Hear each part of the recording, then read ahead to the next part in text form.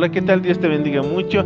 En esta tarde también queremos continuar lo que es con este tema de amartiología, lo cual es el estudio de la doctrina del pecado. Ahora nos quedamos en la anterior, en un punto, ¿no es cierto?, en lo que era el origen. Si habíamos mencionado que el origen se daba lo que es en el universo, lo que es también en la raza humana, justamente por la entrada del pecado, lo que nos relata Génesis capítulo 3, cómo entró el pecado lo que es al mundo cuando estaba en el tiempo de Adán. Ahora vamos a ver cómo entra lo que es dentro de nosotros, los seres humanos, o sea, como entidad, como uno mismo. Ahora, vayámonos lo que es al texto de Romanos, porque ¿cómo vamos a saber que algo es pecado? Entonces, Romanos 7:7 nos dice la palabra: pero yo no conocí el pecado sino por la ley, porque tampoco conociera la codicia si la ley, escúchalo bien, si la ley no dijera no codiciarás.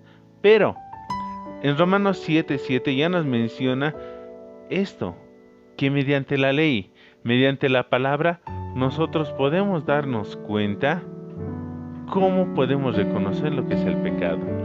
A veces uno tiene una idea propia y dice, no, pero para mí esto no es malo o esto es bueno. No es la opinión tuya ni la opinión mía, porque si hablamos de opiniones, cada uno tiene un pensar de qué es el bien para uno. Por ejemplo, si alguien me hiciera colar en la fila que está tan larga y alguien me dice, ven, colate aquí, yo puedo decir, esa persona es buena porque me ha ayudado. Pero alguien de la fila puede opinar de diferente manera y puede decir, no, ese policía ha sido malo, estaba haciendo colar a otras personas. Entonces, ahí vemos la diferencia de opiniones entre para quién es lo bueno y para quién es lo malo. Entonces, ¿quién designa lo que es bueno y lo que es malo? Obviamente que Dios. Y Dios, mediante su palabra, nos hace conocer lo que es la ley, lo que es bueno, lo que es malo. Por eso dice Romanos 7:7, otra vez volvemos a mencionar que decía, pero yo no conocía el pecado sino por la ley, porque tampoco puedo conocer la codicia si la palabra de Dios, si la ley que está escrita acá no dijera no codiciarás. Entonces, como lo menciona, obviamente que sí es pecado. Entonces, ¿qué es lo que la ley está haciendo? La ley nos está mostrando esta palabra lo que es, nos está mostrando qué es lo bueno y qué es lo malo, y qué es pecado y qué no es pecado. Ahora, nosotros nos encontramos a veces en una guerra contra nosotros mismos. Incluso el apóstol Pablo, ¿no es cierto?, cuando menciona en Romanos capítulo 7, verso 19, dice, porque yo no hago el bien que quiero, sino el mal que no quiero, eso hago.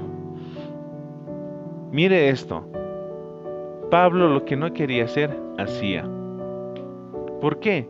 Es que la ley es santa, la ley es espiritual, pero nosotros somos carnales.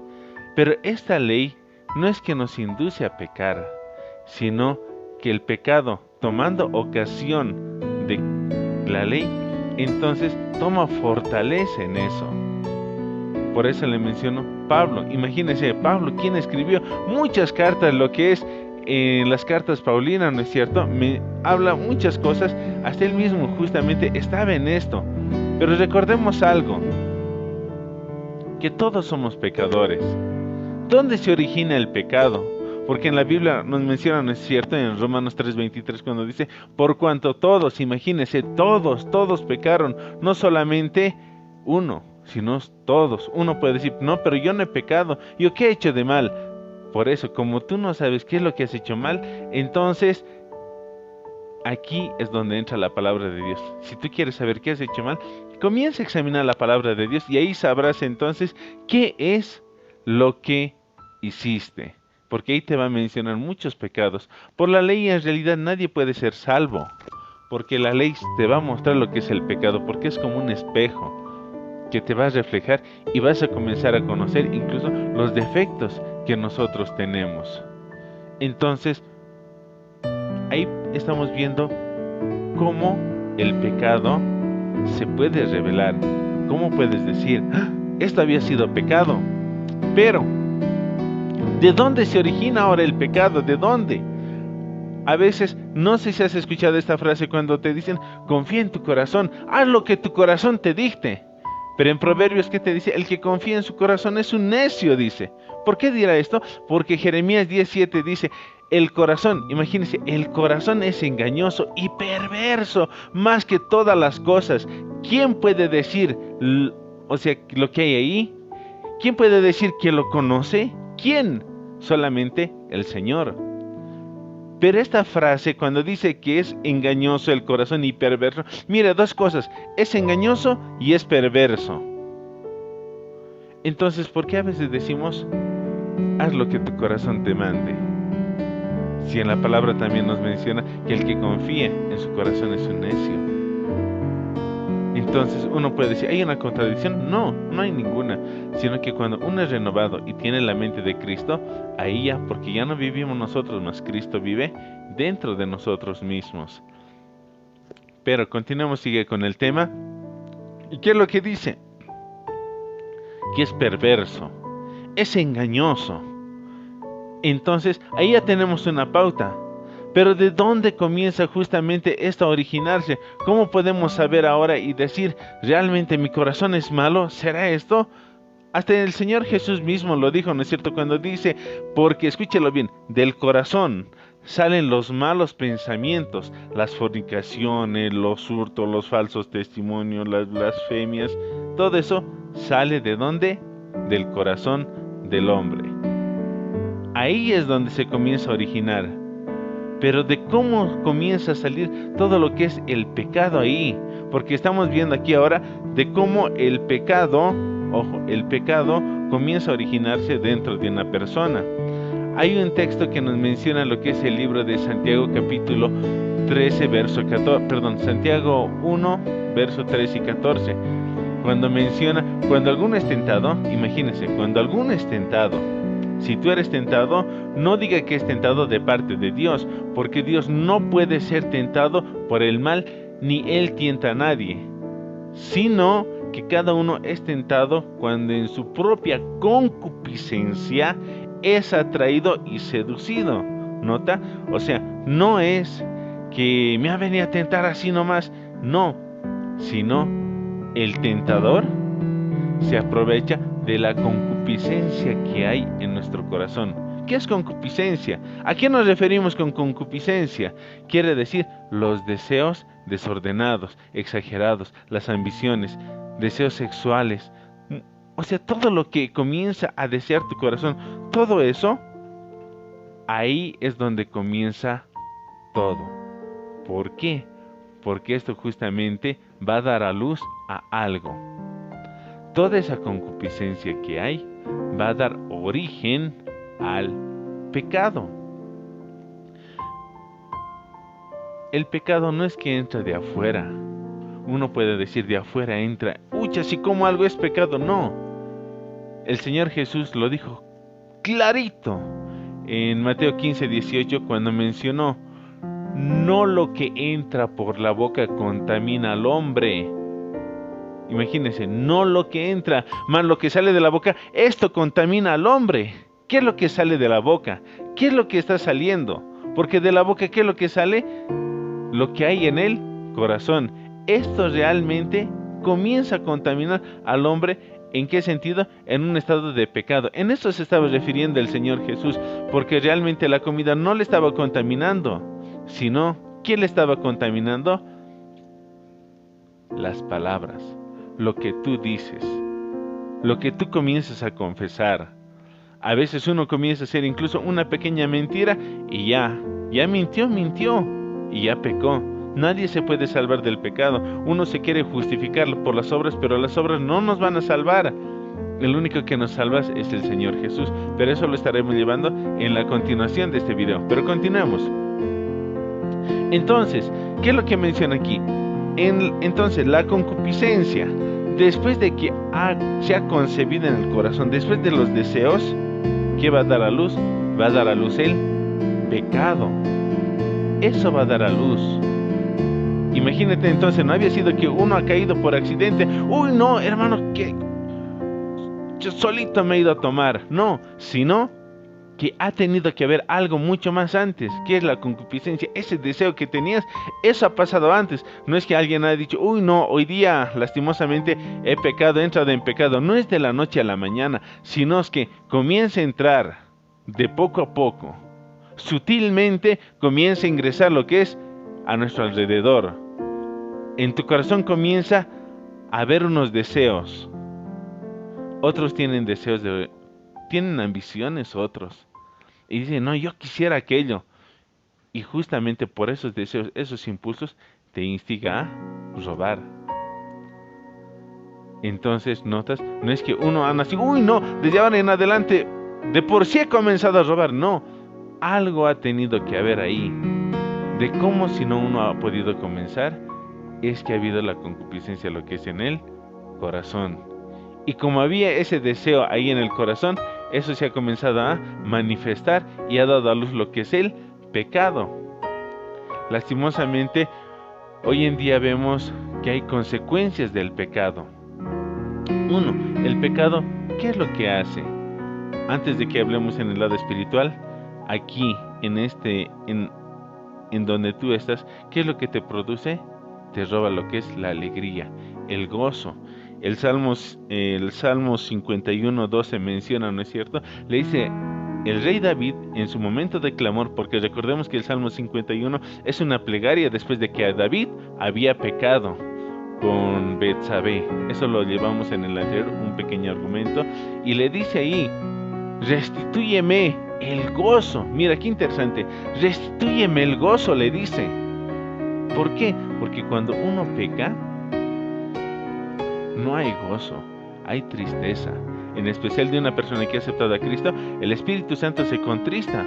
Por eso el rey David en ese momento le dice, restitúyeme el gozo de tu salvación, le dice, sosténme con tu espíritu de poder, Señor. O sea, él quería ser restituido, quería ser transformado, quería ser cambiado, porque realmente había pecado. Entonces, el gozo ya no estaba con él, ya no estaba la alegría, sino estaba la tristeza. ¿Y de cómo David comenzó a ver esto? No es que de por sí le entró todo. Alguien le hizo ver este pecado y fue el profeta Natán. Natán fue donde David y le mencionó su pecado, lo que había hecho y que no le había gustado a Dios. Desde ese momento David se puso triste, se puso mal. Y en una de las oraciones más tristes que podemos ver y una desesperación por el Espíritu Santo es en el Salmo 51, cuando David decide agarrar y decide derramarse lo que es en el Señor. Eso es lo que nos produce entonces. Por eso usted cuando peca siente algo, pero uno puede decir, no, pero yo cuando peco no siento nada. Eso es cuando el corazón ya está endurecido. Pero cuando el corazón está sensible, produce estas cosas. Incluso te roba lo que es la confianza. En esto sabremos que somos de la verdad, si aseguramos nuestros corazones delante de Él, en el cual la cosa en que nuestro corazón nos concede, porque Dios es mayor que nuestro corazón, y escúchalo bien, y sabe todas las cosas. Amados, si vuestro corazón no les condena, confianza tenemos delante de Dios. ¡Qué lindo!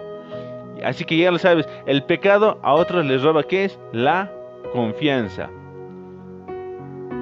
Tú, cuando no pecas, estás confiado delante de Dios porque puedes adorarle, mientras otros se sienten indignos y dicen, no, Señor, no soy digno. ¿Por qué? Y muchos personajes bíblicos lo vemos, ¿sí o no? Hasta Pedro, cuando ve en la pesca el milagro que hizo Jesús, que le dice que se aparte de él porque él se consideraba un hombre pecador. Él se consideraba de esa manera. El pecado entonces no te produce confianza. El pecado incluso te trae lo que es una culpa.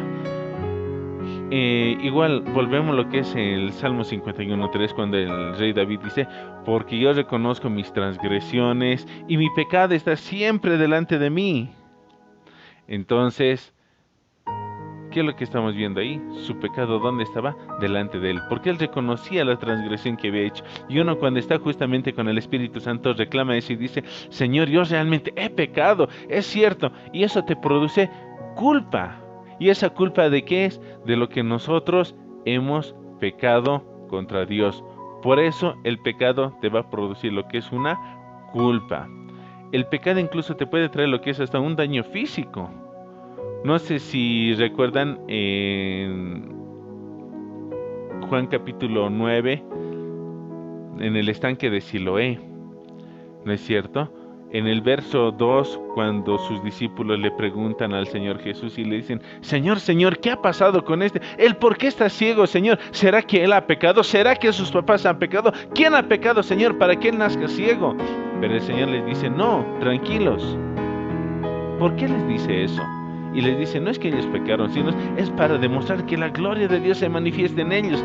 Pero el punto aquí es esto: ellos sabían que el pecado traía una consecuencia. Ellos sabían lo que estaba pasando, porque ellos conocían justamente lo que es la ley. No sé si se acuerda incluso en el momento cuando María murmuró de Moisés que le entró lepra, porque el pecado también te produce un daño físico. Incluso en el Salmo 38, 1-3, cuando dice, ¿no es cierto? Señor, le dice, no me reprendas en tu enojo, dice, ni me castigues en tu furor, le dice, porque tus saetas se han clavado delante de mí. Imagínese, se han clavado delante de mí, y sobre mí, escúchalo bien, sobre mí ha descendido tu mano. O sea, ya se sentía herido, produce un daño físico. Y por eso estábamos hablando lo que es de San Juan capítulo 9. Usted lo puede leer también ahí en su casita que me está escuchando. Eso es un reclamo, como si fuera un reclamo de parte de los discípulos, porque ellos pensaban, no, seguramente él está ciego porque ha pecado. Sus papás seguramente han pecado él, su mamá, sus abuelos. Alguien ha debido pecar porque él no creo que haya sido así, no creo que haya nacido así solamente. Pero Jesús les aclara eso. Pero a lo que vemos, ellos también sabían que el pecado te produce un daño físico. Incluso el pecado, ¿qué más sucede? ¿Cuáles son las demás consecuencias del pecado? El pecado también te causa lo que es un dolor. ¿Dónde? En el alma. ¿Por qué? Porque el rey David incluso dice, mientras callé mi pecado, mi cuerpo se consumió con mi gemir durante todo el día. Hay una palabra que dice consumió, y aquí vemos que le causa un dolor terrible lo que es al rey David. Y por eso te quiero decir el día de hoy, cuando uno está en pecado, no está en cuentas con Dios, sientes una opresión. Otros le denominan estrés. Tengo estrés, estoy muy preocupado por aquello. Esa carga que tienes, por eso Jesús decía, vengan a mí todos los cargados y trabajados que yo los haré descansar. ¿Por qué? Porque sabe que la carga de la opresión, la carga del dolor aquí en el alma, produce muchas cosas donde en nuestra vida, ahí es donde comienza a producir muchas cosas. El pecado, otra consecuencia por ejemplo del pecado es que el pecado también rompe, escúchalo bien, rompe el corazón de Dios. Sí, rompe el corazón de Dios. Cuando menciona en Efesios 4:30 y dice, no entristezcáis al Espíritu Santo de Dios, con el cual fuisteis sellados para el día de la redención. El Señor no quiere que rompas su corazón. Cuando tú pecas, rompes el corazón de Dios y comienzas a contristar al Espíritu Santo. ¿Cómo vamos a contristar al Espíritu Santo si el Señor nos ha sellado con ello? ¿Para cuándo? Para el día de la redención, cuando en el momento, cuando suene la trompeta, el Señor va a descender desde los cielos, ¿no es cierto? Y los muertos en Cristo resucitarán primero, y luego nosotros, los que hayamos quedado, o sea, tú y yo, en ese momento vamos a ser arrebatados juntamente con Él, y nos vamos a encontrar con Él en las nubes. Por eso, no peques. Uno dice, es difícil, hasta yo te digo, es imposible cuando estás sin el Señor. Pero si estás con el Señor, todo lo puedes. Así es, todo lo puedes, porque Dios está ahí contigo. Dios está dándote fortaleza todos los días. Así es, amado hermano, amado amigo que me estás escuchando. Por eso te menciono que el pecado te aísla. ¿Sabías que el pecado crea una brecha? Por eso habíamos dicho, ¿no es cierto? ¿Qué quería decir pecado? ¿Qué quiere decir amartía? Eso hablamos lo que es en el anterior video. Y si no lo viste, pues te invito y te dejaré justamente el link para que tú también lo puedas ver el anterior video. Bueno, continuemos lo que es el pecado aparte. ¿Qué es lo que hace el pecado? Abre las puertas a otros pecados. Dice, ay de los hijos rebeldes, declara el Señor, que ejecutan planes, pero no los míos, y hacen alianza, escúchelo, pero no según mi espíritu, para añadir pecado sobre pecado. ¿Ya lo escuchó? Añade pecado sobre pecado. Usted comete un pecado, le abre la puerta a otro pecado. Esa es la consecuencia del pecado. A veces uno comienza, digamos, a mentir. Una mentira lleva a otra mentira, y de otra mentira a otra y a otra, y al final todo se hace algo grande. Así que ya lo sabe. Consecuencia del pecado es que le abre a otros pecados, y esto se hace mucho más grande. Incluso el mismo pecado rompe la comunión con el Señor, con el Padre. Cuando dice, he aquí, a ver, aquí está, búsquelo lo que es en Isaías capítulo 59, verso 1 y 2, cuando menciona y dice, escuche, he aquí, no se ha acortado la mano del Señor para salvar, ni se endureció su oído para oír, pero vuestras iniquidades han hecho separación entre vosotros y vuestro Dios, y vuestros pecados le han hecho esconder su rostro de vosotros, para no escucharos. ¿Nota lo que está mencionando? Nuestras iniquidades han hecho una separación justamente entre Dios y nosotros. Una separación, imagínense. Ahora, ¿qué es lo que sucede cuando uno se separa? Recordemos que donde está el Espíritu de Dios, allí hay libertad. Y cuando no está el Espíritu de Dios, hay una separación, entonces hay una aflicción, hay problemas, hay cosas terribles que le pueden venir lo que es a su vida. Uno de los pecados, no sé si recuerda lo que habla en el libro de Josué, el pecado de Acán, cuando él justamente comenzó a hurtar algunas cosas en la invasión de Jericó. Una pequeña ilustración. Un día Josué tenía que ir lo que es a la conquista de la tierra de Canaán, y como primer segmento les tocaba derrotar a Jericó. Fueron y derrotaron a Jericó. Luego les tocaba lo que es a la tierra de Ai.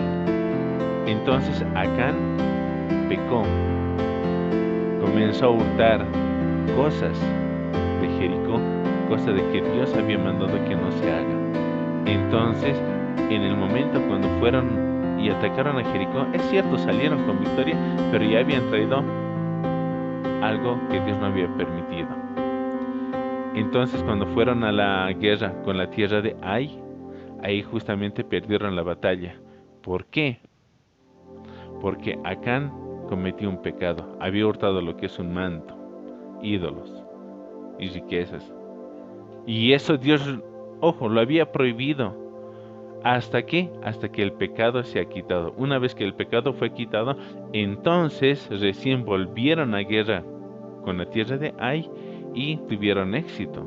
Entonces ahí vemos también una consecuencia del pecado. ¿El pecado produce temor? Claro que sí produce temor. Por eso dice la poderosa palabra de Dios en el Proverbio 28:1, dice que el impío, escúchalo bien, y ya habíamos hablado que era impío, el impío huye sin que nadie le persiga. ¿Por qué? Porque ya hay temor en él. Mas los justos están confiados como leones delante de Dios. ¿Por qué? Porque no hay temor. ¿De qué vamos a huir si no hemos hecho nada? Como dicen, el que nada ha hecho, nada teme.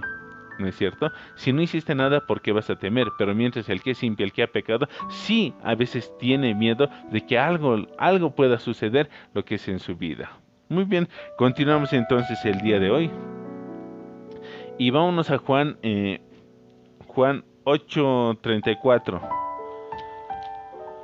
San Juan capítulo 8, verso 34. Y seguimos con las consecuencias del pecado. Y aquí está. Juan 8:34 dice, Jesús les respondió, de cierto os digo, que todo aquel que hace pecado, esclavo es del pecado. Mire, qué interesante. Uno dice, pero yo hago lo que quiera. Error. Ese es un gran error. ¿Por qué? Porque aquí bien clarito dice, escuche, de cierto os digo que todo aquel que hace pecado no es libre. Mire, esclavo es del pecado, porque el pecado sí que te amarra. Es como cuando uno, ¿no es cierto? No sé si han visto a una persona igual, cuando uno comienza a tomar drogas, se vuelve adicto a eso, es esclavo de las drogas.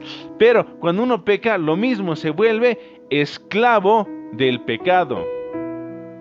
Escúchalo bien, se vuelve esclavo del pecado. Ahora, si uno es esclavo del pecado, ¿cómo podrá salir de todo esto? ¿Cómo va a salir de todo esto? Tú me debes estar diciendo, nos estás hablando todo de pecado. ¿No hay una buena noticia? Hay una buena noticia. Pero en el siguiente video vamos a continuar con eso. Pero continuemos ahora sí con esto. Ahora, ¿qué es lo que sucede? El pecado, ¿qué es lo que quiere hacer? Por eso dice, y el pecado, siendo consumado, ¿qué da luz? Da luz lo que es la muerte. Santiago 1:15, ¿no es cierto? En la mitad del versículo menciona eso. Y el pecado, siendo consumado, o sea, ya siendo realizado, ¿qué va a dar a luz? Va a dar a luz lo que es la muerte. Ese es un objetivo del pecado. Quiere destruirte. Y como habíamos mencionado, ¿quién peca desde el principio? El diablo. ¿Y el diablo a qué viene? A matar, robar, destruir. Pero para eso ha aparecido el Hijo del Hombre, para deshacer todo eso. Pero el pecado ha venido específicamente para que uno muera. Para eso ha venido. Ese es el objetivo ahorita del pecado. Cuando hablamos en 2 Tesalonicenses capítulo 1, verso desde el 7 hasta el 9, a ver, vamos a buscarlo. Tesalonicenses, me da Timoteo.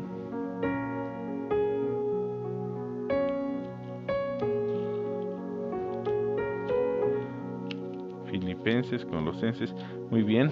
Vámonos a lo que es 2 Tesalonicenses, capítulo 1, verso 7. Escuche lo que dice.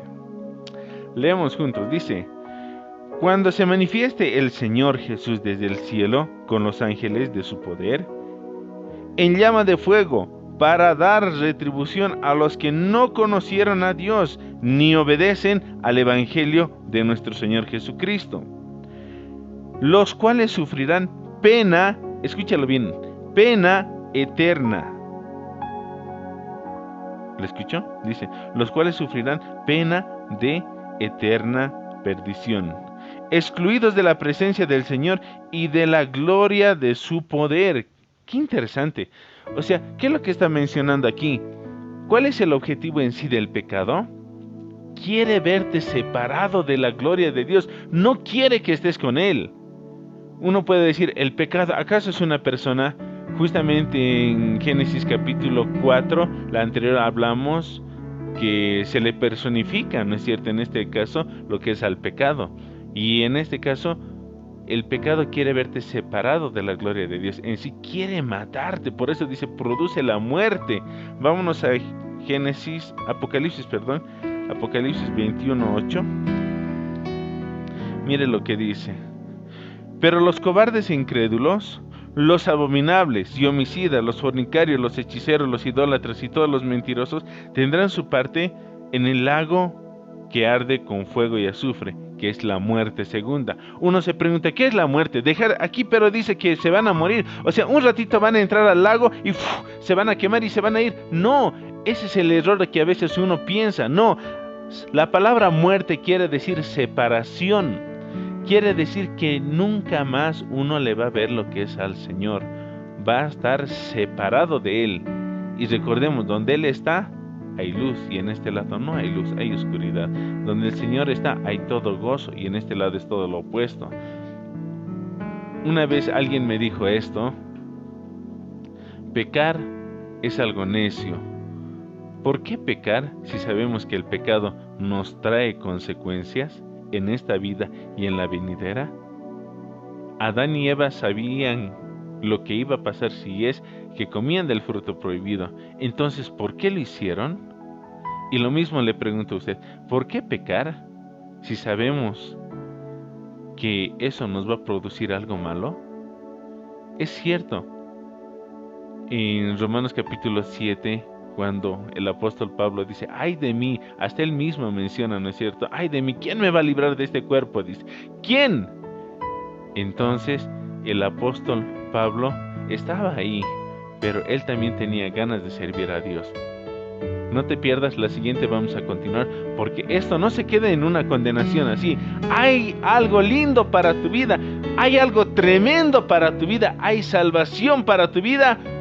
Y ¿sabes? Te digo algo, y Dios tiene esa llave para tu vida. Así que no te pierdas el siguiente video, porque en la siguiente estaremos llevando que hay una buena noticia. Escúchalo bien, hay una buena noticia para tu vida. Y no te lo pierdas la siguiente. Ahora sí nos vamos con esta alabanza que viene de la mano de nuestra amada pastora Alejandra. Queremos bendecir también la vida de nuestro amado pastor Daniel en Santa Cruz de la Sierra. Y bendiciones para Argentina, nuestra amada pastora Catarina y su esposo Fernando. Bendiciones y quédate con esta hermosa alabanza y verás qué es lo que vamos a tratar en el siguiente video. Dios te bendiga y paz de Dios.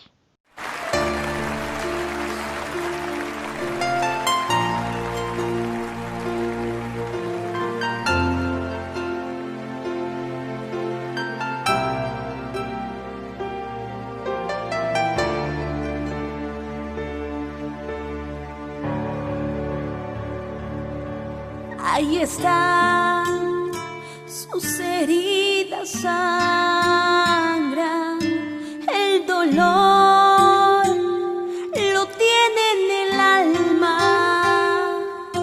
porque ve que la gente que amaba, los que con él caminaban, los que vieron sus milagros y escucharon sus palabras, lo abandonaron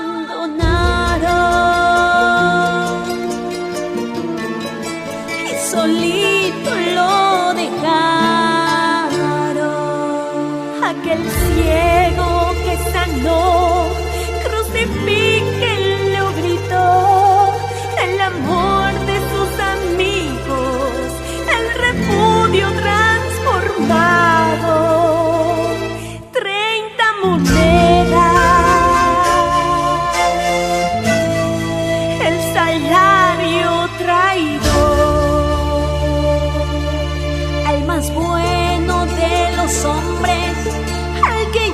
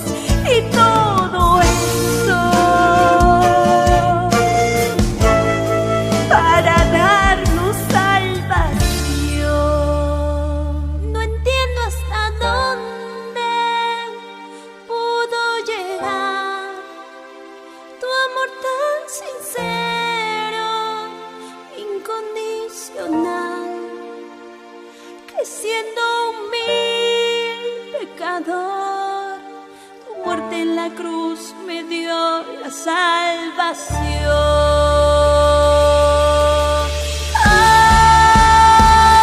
Sus llagas abiertas son mi maldad, látigos romanos, mi impiedad.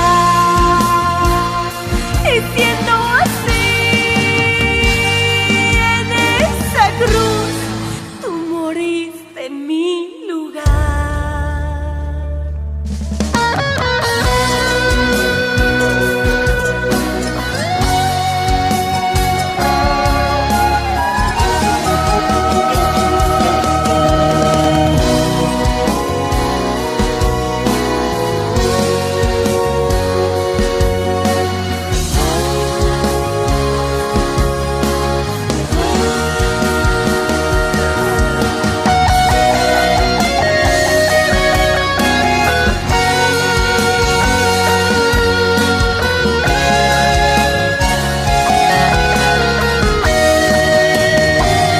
No entiendo hasta dónde pudo llegar tu amor tan sincero, incondicional, que siendo un vil pecador, tu muerte en la cruz me dio la salvación.